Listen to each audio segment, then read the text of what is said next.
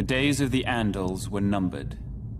One by one, their so-called kings were bending the knee or facing the wrath of Aegon Targaryen. Aegon of old Valyria.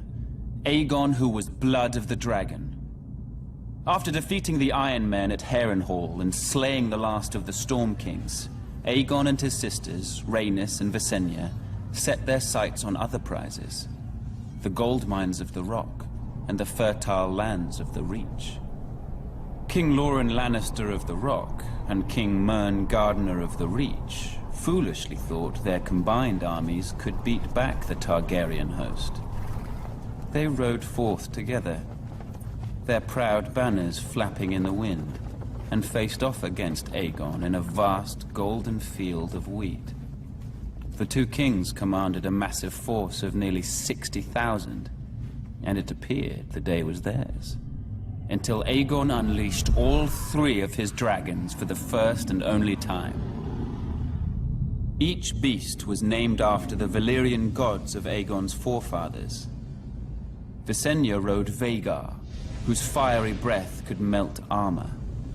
Rhaenys rode Meraxes, whose jaws were big enough to swallow a horse whole. Greatest of all was Balerion the Black Dread, with fire dark as night and wings so huge whole towns were covered in shadow when he flew overhead. This magnificent creature was ridden by Aegon himself. 4,000 men were bathed in glorious dragon flame that day, on what came to be known as the Field of Fire. King Mern was among the dead, and House Gardener died with him. His stewards, the Tyrells, surrendered his ancestral stronghold of Highgarden to Aegon, and were appointed Lords Paramount of the Reach and Wardens of the South. When Loren Lannister witnessed Mern's fate, he wisely bent the knee. Aegon spared Loren's life, and the Lannisters were made Lords Paramount of the Westerlands and Wardens of the West. After his triumph on the Field of Fire, Aegon's conquest was assured.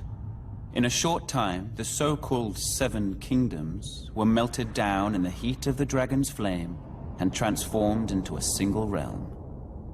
Aegon would forever be known as Aegon the Conqueror.